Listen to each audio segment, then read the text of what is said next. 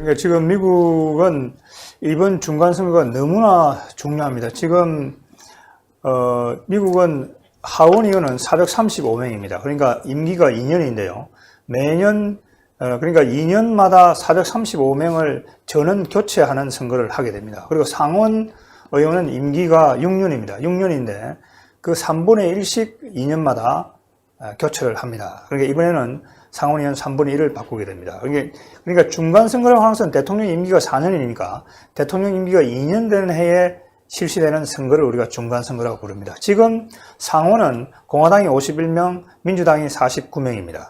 그리고 하원은 공화당이 다수 의석을 차지하고 있습니다. 그러니까 지금 관전 포인트는 역시 이번 중간선거를 거치면서 공화당이 상원과 하원에 가지고 있는 다수 의석을 계속 유지할 것인가 거기에 관심이 쏠려 있습니다. 그런데 지금 전반적인 평가는 상원은 공화당이 다수 의석을 유지하는데 큰 문제가 없어 보입니다. 왜냐하면 이번에 현직 민주당 상원의원 출신이 29명이 지금 경합을 하고 있습니다. 그렇기 때문에 상원은 민주당이 다수 의석을 차지하는 게 굉장히 어려울 것 같습니다. 그런데 이제 하원은 굉장히 지금 경합을 벌이고 있습니다. 그런데 방금 말씀하신 대로 이 미국의 모든 언론이 트럼프 대통령에 상당히 비판적입니다. 비판적이기 때문에 일종의 트럼프 대통령 혼자와 모든 언론과 지금 맞서 싸우는 그런 지금 형국이 되고 있습니다. 그렇지만은 트럼프 대통령이 경제 지금 미국의 성과가 매우 좋고, 그 다음에 캐나다, 그 다음에 멕시코, 한국 등과 자유무역협정을 전부 다 개정을 했기 때문에 또 거기에서도 경제외교에서도 많은 성과를 거두었습니다. 다만 지금 문제가 되는 것은 마지막 남아있는 이 북핵 외교가 되겠습니다. 그래서 이 북핵 외교에 모든 이 힘을 쏟고 있는 것으로 볼 수가 있겠습니다. 그래서 이번 폼페이오 국무장관의 이 평양 방북에 대비해서 지금 미국에 흘러나오는 언론 보도를 보게 되면 아마 트럼프 대통령과 폼페이오 장관 그리고 매티스 국방장관 등이 대단히 단단히 준비를 하고 있는 것으로 보입니다. 그러니까 아마 이번에 가서 제가 볼 때 오히려 폼페이오 국무장관이 빈손으로 와도 더 좋다 이렇게 보여집니다. 왜냐하면 북한이 자신들이 핵을 포기할 의사가 없다고 한다면은 오히려 폼페이오 장관이나 트럼프 대통령 입장에서는 북한이 핵을 포기할 의사가 없다라고 하는 것을 미국이 확인하고 그것을 미국 국민들에게 분명하게 이야기하는 것이 오히려 더 낫다. 이렇게 아마 지금 생각하고 있는 것으로 보입니다. 그래서 이번 지금 평양 방북, 그 다음에 곧 이어질 이 미국 중간 선거가 한반도 정세뿐만이 아니고 이 동북아, 그 다음에 미중 무역 전쟁, 그 다음에 미중 패권 전쟁에도 영향을 미칠 아주 커다란 하나의 분기점이 될 것으로 보입니다. 아, 진짜. 이제 폼페오의 방북 굉장히 그 중대한 분기점.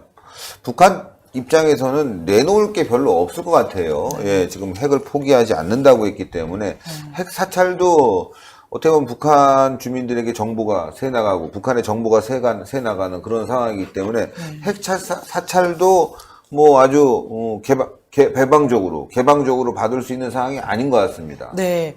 북한은 그 점을 오히려 이제 잘 활용을 하고 있는데요. 북한 입장에서도 11월 중간 그 선거를 굉장히 예의주시 있게 이제 살펴보는 이유 중에 하나가 기존에 그 북핵 협상을 할 때 미국의 정치 상황은 항상 이제 그 이슈들로 꽉 차 있어서 북한 문제는 이제 밀려나게 되었었고 조지 W 부시 대통령 때만 하더라도 사실은 그 부시 대통령도 아주 강경한 입장으로 북핵 문제를 해결하려고 했지만은 그 아프가니스탄이라든지 그런 테러와의 전쟁으로 인해서 북한 문제는 오히려 이제 그 뒤로 밀려나가는 상황이고요. 그래서 저는 이제 북한 같은 경우에는 바뀌지 않는 행정부, 북한의 그런 정권에서 그 이제 북핵 협상을 하는 사람은 뭐 죽지 않는 한 사실상 뭐 종신으로 일하고 있지 않겠습니까? 그러면 뭐 어느 한국의 그런 뭐 행정부가 되었든 미국의 행정부가 되었든 항상 뭐 이분들은 이제 그 일정 정도 임기가 지나고 나면 바뀌는 상황이기 때문에 때문에 전략 전술을 수립할 굉장히 이제 유리한 상황이고요.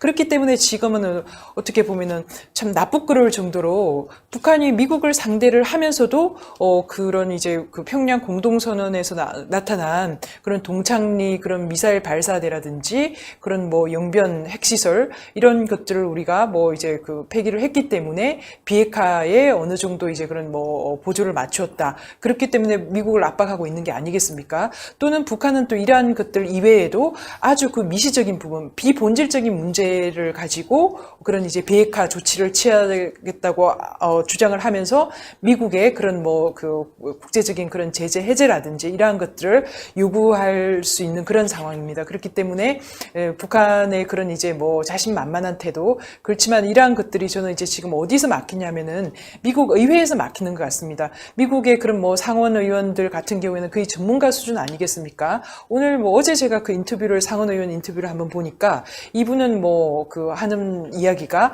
아주 명쾌해요. 그러니까 북한의 그 비핵화 문제에 대한 지금 뭐 몇십 년 동안 그 북한과의 협상을 해왔지만은 결코 이제 한 발도 앞서간 것도 없다. 그리고 남한 정부에서 대한민국 정부에서 계속 그런 이제 그 종전선언을 주장을 하는데 북한 비핵화만 이루어지면 종전선언은 선언하지 않아도 자동적으로 이루어지는 게 종전선언이기 때문에 그런 것에 대해서는 일고의 그런 뭐 논의할 가치도 없다라는 듯이 이제 인터뷰를 하더라고요. 그런 그 상황을 보면 어쨌든 그 북한 그 핵 폐기 문제는 남북한 문제가 아닌 국제적인 맥락에서 풀어야 되는 문제고 그러한 상황에서 미국 의회가 중심을 찾고 있다는 것은 정말 다행이 아닐 수 없습니다. 진짜 미 의회가 그나마 말이죠. 법안도 만들어서 주한미군과 관련된 이 감축도 막아놓은 부분이 있지 않습니까?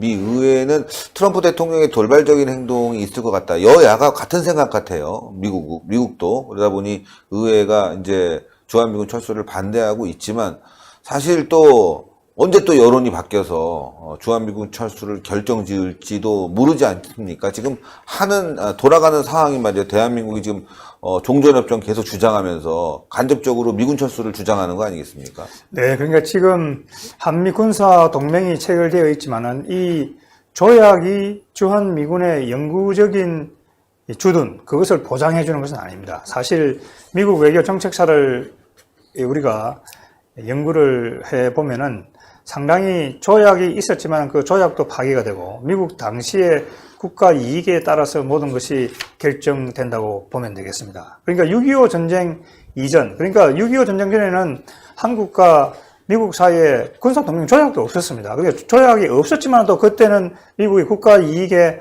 부합된다고 판단한다면 또 개입을 하는 것이죠. 그러니까 군사 조약이 있다고 해가지고 반드시 주둔이 되고 이렇게 하는 것은 아니죠. 그러니까 항상 우리가 동맹이라고 하는 것은 쌍방 간의 지도자 그리고 쌍방 어떤 이 국민들 이 사이의 신뢰 관계가 대단히 중요한 겁니다. 그런데 지금은 보게 되면은 민족 공존론이다, 우리 민족끼리다 해가지고 상당히 한미 간의 거리를 두려고 하는 움직임이 한국 정부로부터 나오고 있기 때문에 트럼프 행정부라든지 미국 의회에서 그리고 미국 특히 군부가 이 문제를 굉장히 의혹의 시선을 가지고 보고 있는 것이 문제다 이렇게 생각이 듭니다. 그래서 우리가 지금 우리 사회에 퍼져 있는 이 평화라고 하는 이 생각을 조금 우리가 다시 생각해 봐야 된다 이렇게 생각이 듭니다. 그러니까 우리 스스로도 항상 물어봐야 되는 것이 평화라고 할 때 우리는 무엇을 평화라고 정의하는가 이걸 좀 생각을 해봐야 됩니다. 그러니까 우리가 흔히 평화다 그러면은 갈등이 없는 상태다 이렇게 우리가 이야기를 하죠. 그러나 여러분 갈등이 없는 상태라는 것은 있을 수가 없습니다. 인간이 죽을 때까지 항상 갈등을 안고 지금 사는 것이죠. 그러니까 갈등이 없는 세상을 상정한다. 그건 아주 유토피아적이고 비현실적인 것이죠. 그러니까 우리가 갈등이 없는 상황에 처한다고 하는 것은 죽고 나서야 비로소 갈등이 없어지는 것이죠. 그러니까 어떤 사람이 세상을 떠났을 때 우리가 그렇게 조의를 표하죠. 천당에 가서 평안한 삶을 영원히 사시라고. 그러니까 우리가 이 세상에 사는 한은 갈등이라는 것을 없다. 그건 있을 수가 없죠. 특히 국제 정치에서는 갈등을 배제한다. 남북 관계에서 갈등을 배제하고 어떤 문제를 본다. 그것은 완전히 환상적인 이야기인 것이죠. 그리고 뭐냐면 항상 이 갈등이 없는 상태를 우리가 전제하는 그것이 틀렸다고 한다면은 우리는 항상 갈등을 전제를 해놓고 갈등이 있다는 것을 전제를 해놓고 거기에 대한 해결책을 찾아 나가야 된다고 하는 것이죠. 그러니까 지금 문재인 정부가 계속해서 우리 민족끼리 민족 공조라고 하니까 마치 남북한이 같은 종족이니까 같은 민족이니까 종족적 민족이니까 갈등이 없을 것이다 라고 이런 자꾸 환상을 우리 국민들에게도 불러넣고 자기 자신들도 자꾸 그런 환상에 휩싸이게 되는 것이죠. 여러분 보세요. 북한이 우리와 같은 민족이지만은 김정은이는 엄연히 핵을 가지고 북한 노동당 규약에 대한민국을 지금 타도해야 되겠다는 그런 지금 정책을 가지고 있는데 그런 미국 북한이 가지고 있는 우리에 대한 적개심, 저걸 깡그리 무시하고 갈등이 없다. 그걸 바탕으로 해가지고 우리가 대북 정책을 세운다. 민족 공조를 하겠다. 이것은 미국이라든지 이 정상적인 국내에서도 생각을 가진 전문가라든지 또 상식을 가진 국민이라고 한다면 도저히 이것은 납득할 수 없는 것이죠.